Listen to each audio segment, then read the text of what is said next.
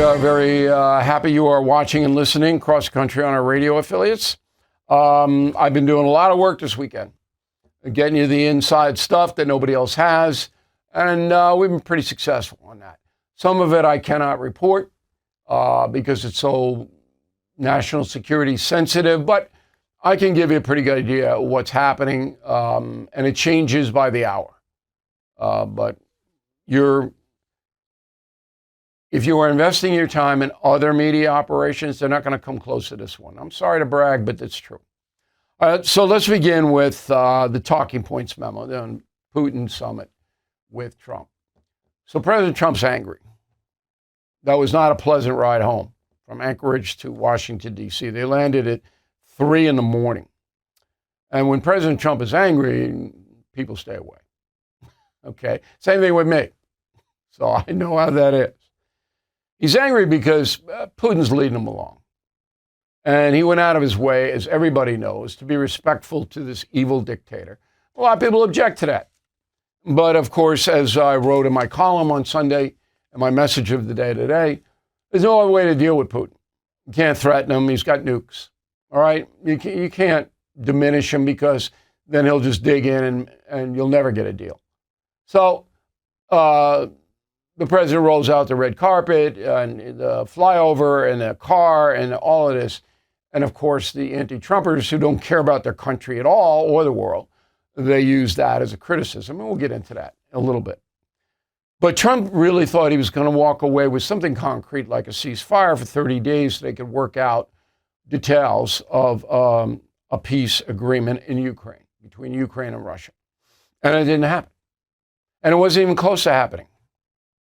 So Trump believes that Putin is now, disingenuous.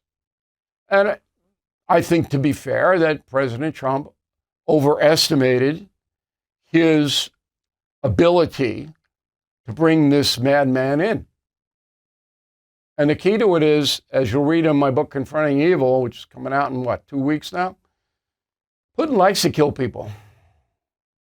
He enjoys it. And I'll prove it.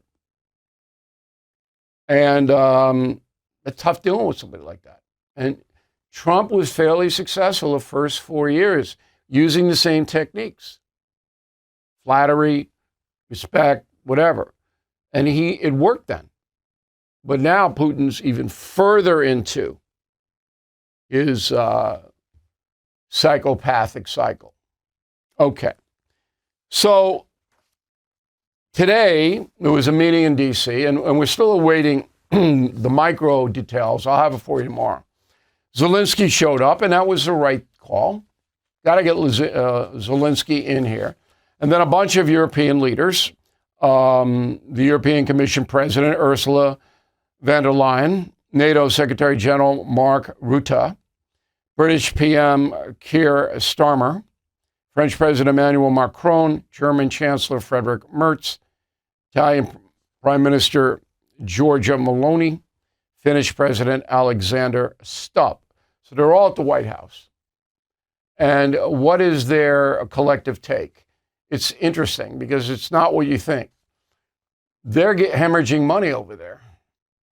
All of these countries, all the NATO countries, they got to pay for this Ukrainian thing. We paid more than $200 billion, the USA. But we have the money. They don't have it. So they're really, really trying to get some kind of leverage. Putin knows that. Now, Putin's running out of money too, interestingly enough. So tomorrow on the No Spin News, I'll have a little bit more specificity on this. Changes. I mean, Zelensky goes in and goes, we're not going to make any deal that's going to change our borders. Yeah, you will. Okay? You'll have to. Unfortunately, it's not fair. It's not right. But you're going to have to give up some territory. And in return, you'll get security guarantees, which is going to be good for the Ukrainian people. But there's a lot of huffing and puffing going on over here. I will be on News Nation tonight at 9 p.m. with Leland Vittert. I may have updated specific information by that time. Okay, but I don't have it now. We're taping this in late afternoon. Okay, so ahead of the meeting in Washington, Trump puts out a social post. Quote, President Zelensky of Ukraine can end the war with Russia almost immediately if he wants to, or he can continue to fight. Remember how it started. No getting back Obama given Crimea 12 years ago without a shot fired, and no going into NATO by Ukraine. Some things never change. So, yeah, the NATO thing is the easiest. Ukraine does not have to join NATO. And that, Putin is using that. It's a straw card. Remember, NATO is no threat to Russia. None. NATO's never going to invade Russia. These European countries is the last thing they want. Okay? Putin just NATO, they're going to come after us. Oh, come on. It's just an excuse. But you take the excuse off the table by saying, okay, Ukraine's not going into NATO. And Crimea is gone. It's gone. Not coming back unless you roll NATO tanks into it, and it starts World War III. Again, the column that I wrote on over the weekend is called Dancing with the Devil, What Should Happen Now. So Trump's got to get tough with Putin, but here's the essential point. Trump does not have to get tough with Putin in public. He doesn't. Because that works against him. He's got to tell Putin privately, look, Vad, this is what's going to happen to you. Now, I'm not going to make an announcement, so it's mano a mano, a cage match between you and me. That doesn't get us anywhere. But you continue killing innocent people, and we're going to bankrupt your country. And you. And you're not going to be able to pay your generals millions of dollars to protect you, which is what it's Putin. Putin's power is based on the fact that he pays his army an extraordinary amount of money to protect it. Okay, those payments go down. The oligarchs that support Putin, they're already going to get hammered. They'll throw him out. Not like Putin is one of these guys they love. They don't. So anyway, but to do it publicly is not the way to go. And that's a memo. If you are handling your own books or relying on a bookkeeper, it could lead to inaccuracies, missed deductions, and cash flow blind spots. FYSI's team of seasoned accounting professionals, corporate and tax attorneys manage every journal entry, bank reconciliation, and month-end close with precision, delivering clear, timely financial reports. They incorporated advanced tax avoidance strategies into your bookkeeping to capture deductions before you file. And they connect you with industry leaders and referral partners for growth opportunities. Set up your free consultation to learn how FYSI's experts can transform your books into a growth engine and accelerate your business to the next level.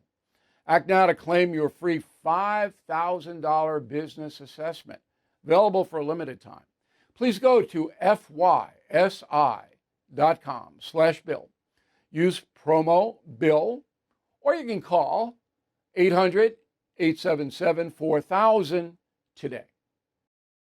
New study. So this is important.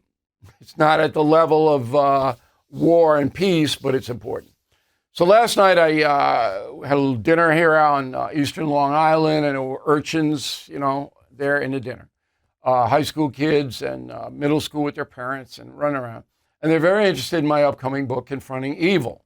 Okay, because we got Hitler on the cover, we got Mao, we got Stalin, we got Putin. And then there's 12 other guys inside the book that are as evil as you can possibly imagine. Anyway, what's about? These are kids who are asking me. And I'm trying to explain it to them. They knew nothing about even Hitler. And I said, don't they teach you that? No, not taught. And then I looked at the parents, and the parents kind of embarrassed. And I said, well, it's hard to engage these kids in conversation because they're always on the phone. Every waking moment they're in the house. They don't watch TV anymore. Not watching TV. They're not reading books. They're on this. And it's very hard to get them away from that.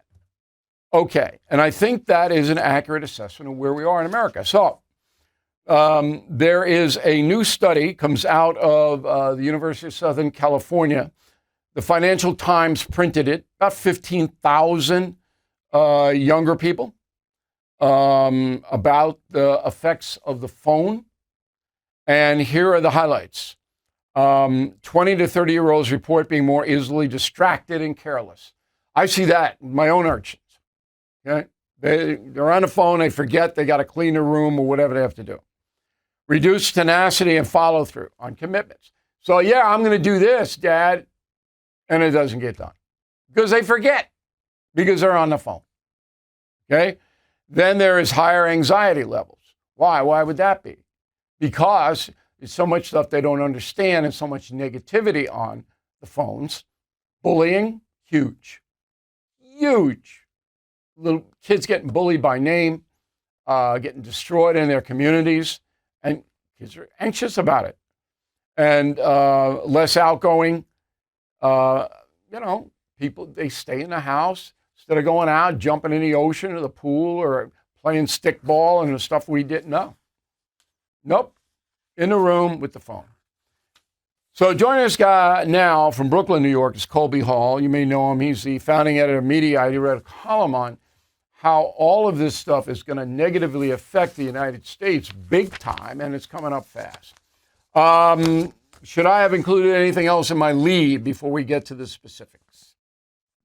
No, I mean, I think you set it up wonderfully, but I also think that in one level, this is kind of obvious to anyone that has kids, or you go outside, you go to the park, everyone's on their phone.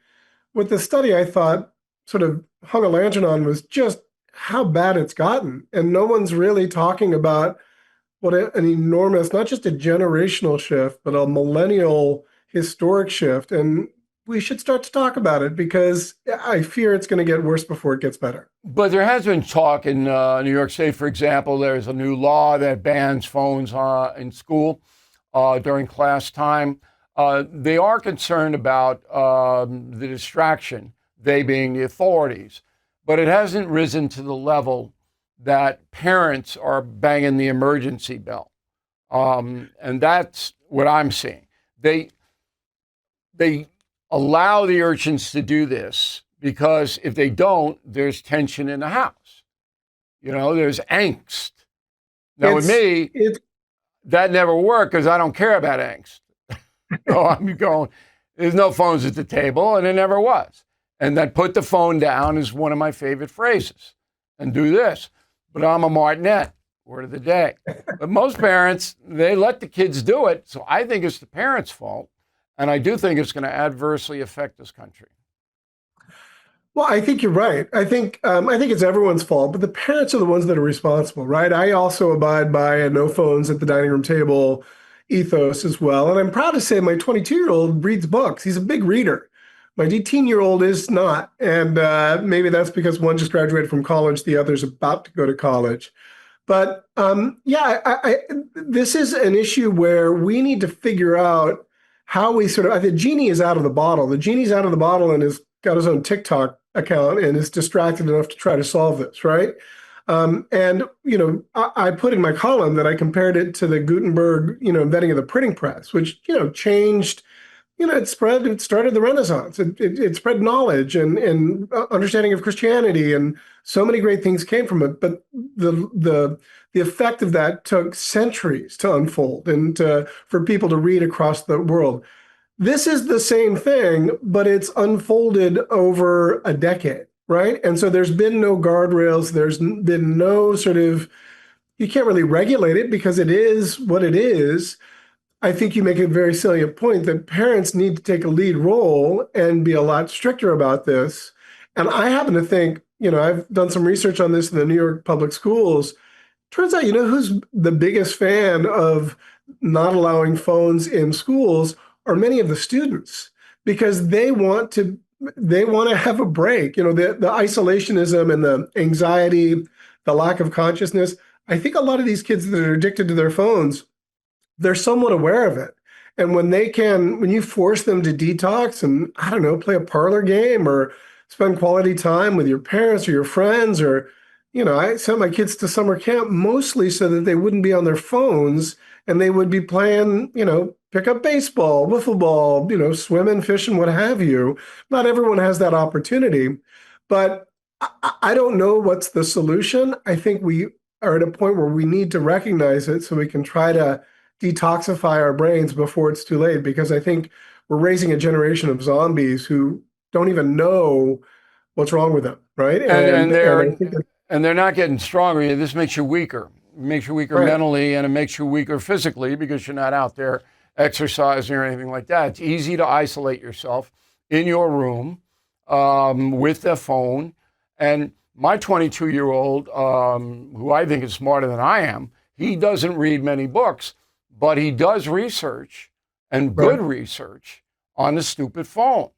But I have to explain to him that, look, you got to broaden it out, particularly if you want to be president of the United States, which I think he's got a shot at. All right. You can't just be a phone addict. Now, the thing that concerns me the most about mental health, and that's big in this country now, with all the addiction we're seeing, with all this violence we're seeing across our country, we are the most addicted, violent country in the world. Okay. We are. And that's shocking because we are based on Judeo Christian philosophy. But the urchins don't even know what Judeo Christian philosophy is. Okay, they don't know. So when I was teaching high school, I saw the bullying in the halls. I saw it, I stopped it. And I would stop it sometimes in a very confrontational way. Now the bullying is on a machine. And they can tear kids apart, leading to suicides and all of that. And a lot of the kids don't tell their parents. They're afraid to tell right. their parents. All right, because they think the parents are going to run down to the school, or they're going to run to the kids' parents, and they're going to make it worse. That, I think, is one of the most dangerous aspects of this phone culture. I couldn't agree more. And I think, you've worked in the media space for a long time, as have I. You've developed a certain level of skepticism, and you have a critical mind, and you can smell a scam a mile away, right? These young teenagers don't have that. They don't have the wisdom of those experiences. I mean, I've made a lot of mistakes in my life, right? And that's made me smarter, right? And I can see, a phishing scheme, a spam, some sort of, attack to try to steal your data. I can see that coming. A lot of these kids can't. Two other things. I mean, I think there's been this rise of, I was talking about this with Jonah Goldberg yesterday, who was he was a conservative thinker. He started National Review Online, and he was kind of like a comedian. He was sort of a troll, and now he can't do that because the trolling behavior from the extreme left and the extreme right has kind of ruined it for everyone. It's no longer funny. It's just mean-spirited. And I don't think that kids are equipped to handle that. And then the one last thing I would say, this isolationism. People just get lost in their own phones. They don't want to, Yeah, engage in the outer world. right. And there's a lack of community. There's no faith-based living. There's no churches. People don't go to church anymore. And so there's a lack of community that is helping. Not every parent can do it on their own, but if there's elders in the community that can help out, that's gone away also. So it's a kind of a perfect storm of negative influences. I feel bad for our kids. We shouldn't blame them. They're Yeah, kind and of as in a free society, there isn't legislation that can stop it, and the cruelty right, factor is rising. So, because every tape of somebody being cruel is on that machine, right, TikTok or whatever it is. So, the more cruel you are to your fellow man, the more right. exposure you're going to get, and that they're just absorbing it like this. And it's real. It's not movie. It's not No, Terminator. Okay, this is real. And now the anesthesia fills in. I've seen it so much it doesn't even affect me anymore. So right. I don't know what the solution is. I know you can't legislate against the First Amendment. I do like all of this school stuff. No phones while classes are underway. And I think that we have to spread the word that parents have a responsibility. But the irony is, some of the parents are worse addicted than their kids. Last word. I think you're absolutely right. I think we can't solve this problem immediately, but recognizing it is the first step, and calling out adults to parent is a major first step, and take it from there. All right. Thanks, Colby. Appreciate it very much. We don't talk enough about those truly making a positive impact. So let's take a moment to discuss Delta Rescue, the world's largest no-kill care for life animal sanctuary. Home to more than 1,500 rescued animals. It is staffed by trained specialists who provide lifelong care, love, and safety. They do incredible work. But look, it's important to remember that Delta Rescue relies solely on contributions from us. I have donated, and so should you. Their founder, Leo Grillo, built a legacy of dedication and everlasting love for animals. So consider making it a part of your legacy too. Talk with an estate planner. Check out the estate planning tab at deltarescue.org. You can make a difference, even get potential tax benefits. So please visit deltarescue.org today to learn more. deltarescue.org. Let's face it, the U.S. economy is under stress. National debt rising, trade war shaking the markets. And meanwhile, China is dumping the dollar and stockpiling gold. That's why I protected my savings with physical gold and silver through the only dealer I trust, American Hartford Gold. And you can do this. Get precious metals delivered to your door or place in a tax-advantaged gold IRA.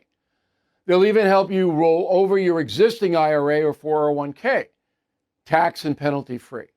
With billions in precious metals delivered, thousands of five-star reviews, and an A+ from the Better Business Bureau, you can trust American Hartford Gold as I do. Please call 866-501-5201 or text BILL to 65532. Again, that's 866-501-5201 or text BILL to 65532. Final thought of the day, we got the audio version already made. They're going to start shipping it in about 10 days to the various bookstores all over the country. You can order it on BillO'Reilly.com. And Putin, I think, is the most powerful chapter in the book because we got all kinds of new stuff about him. And Putin was part of the KGB, as you may know.